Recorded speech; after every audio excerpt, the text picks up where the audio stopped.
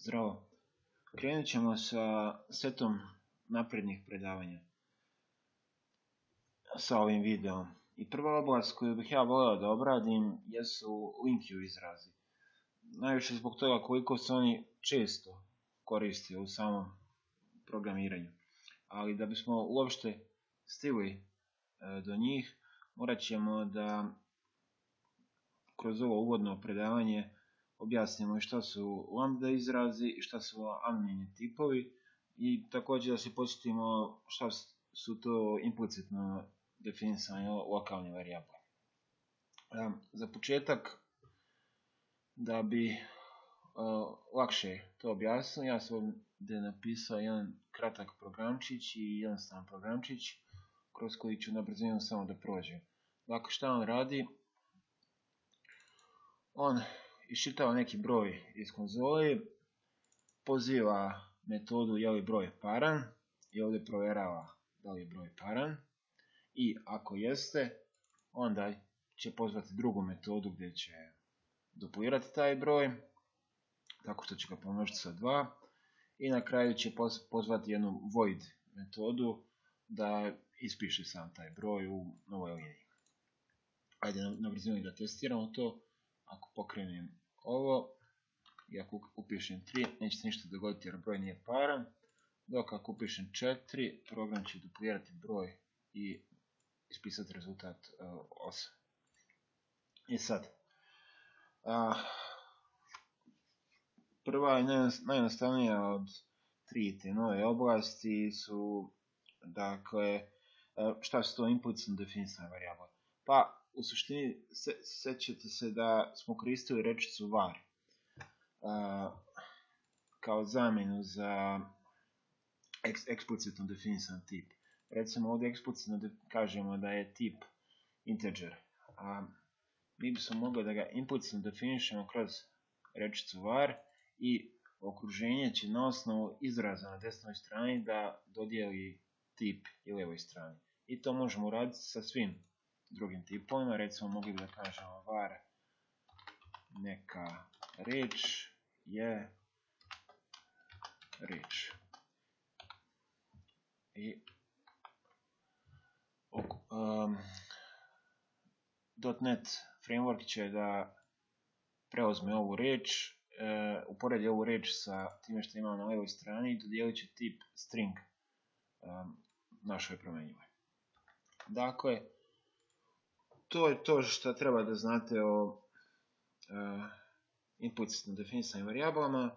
One će vam biti jako korisne kod link-u izraza zbog toga što često će se dešavati da do samog runtime-a, to jest dok se sam kod ne iskompilira, mi nećemo ni znati koji tip će da vrati naš link-u izraz.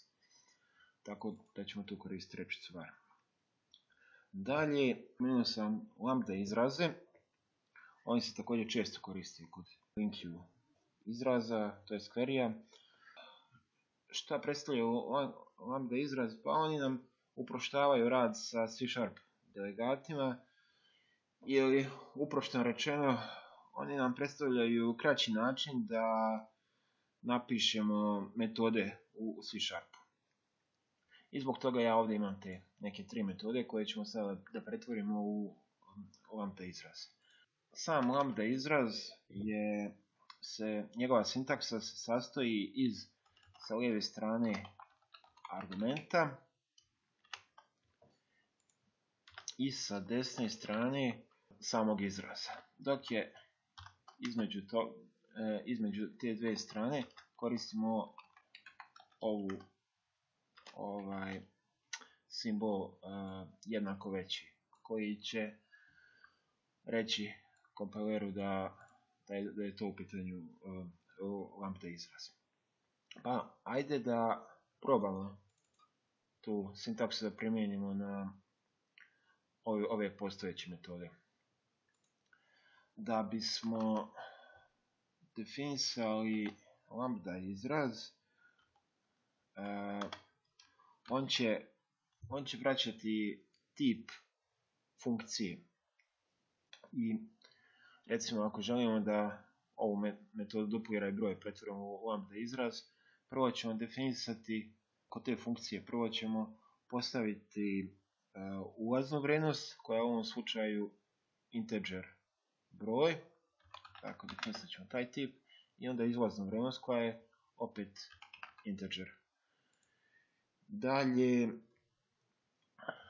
ćemo nazvati ovu funkciju nekako, recimo funkcija dupliraj i dodijelit ćemo joj vrijednost lambda izraza koja će biti broj sam znak lambda izraza, dakle na ovoj strani imamo argument broj koji prosleđujemo i na desnoj strani će to biti broj puta 2. Sada ovdje dakle imamo funkciju dupliraj i mi slobodno možemo da izvršimo ovu funkciju i da ovdje namjesto stare metode dupliraj broj koristimo funkciju dupliraj. Dalje, hajde isto to da uradimo sa metodom param broj. Razlika je sada što će ona da vraća tip boolean, što znači da prosleđujemo integer ponovo i vraćamo boolean tip. I nazvat ćemo nekako našu funkciju da li je paran i ponovo prosleđujemo broj, a kao rezultat vraćamo provjeru da li je ostatak podijeljen sa 2 jednak 0. Što će biti neka boolean vrijednost, true ili false.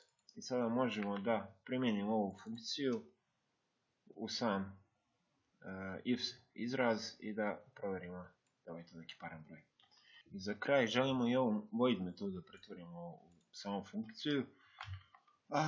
Funkcija nema nikakav rezultat, tako da ćemo ovdje samo definisati ulazne parametre i to će biti u ovom slučaju akcija i nazvat ćemo je ispiši i definisat ćemo da su ulazni parametri broj, a da je rezultat ove void metode što je i bio ovdje ispis u konzoli. Što znači da sada ovdje možemo metodu ispiši zamijeniti sa našom funkcijom.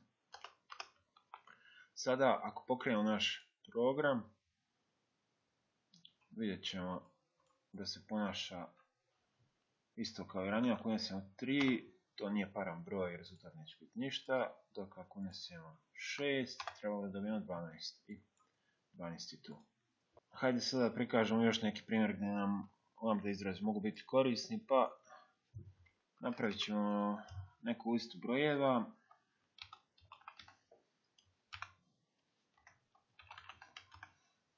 Pritom ćemo uključiti biblioteku za generičke kolekcije, nazvat ćemo listu lista brojeva i inicializovat ćemo je. Zatim ćemo to listi brojeva dodati niz nekih brojeva koje ćemo ovdje definisati.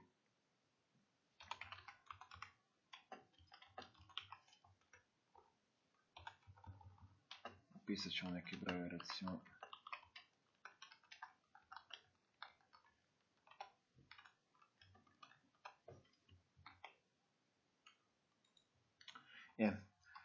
sada ako bismo htjeli da recimo pronađemo sve brojeve u ovom nizu koji su recimo veći od 50, to bismo mogli da postignemo kroz ugrađenu ekstenziju ove kolekcije koja se zove find all. I primijetit ćemo da ona prima kao predikat integera, što što nam predstavlja sam delegat i mi smo rekli da su lambda funkcije uproštene verziji delegata i mi ovdje možemo iskoristiti jednu lambda funkciju kako bi proslijedili ovdje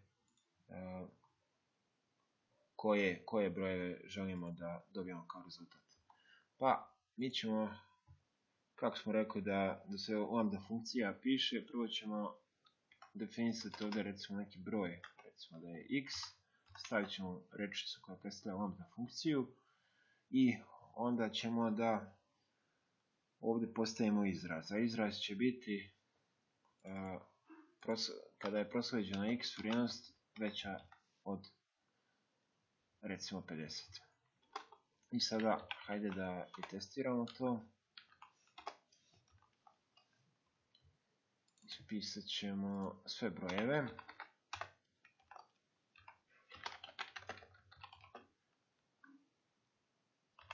U listi brojeva i uvjerit ćemo se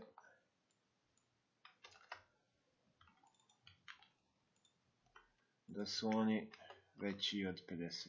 Prije toga ćemo ovdje dodijeliti vrijednost.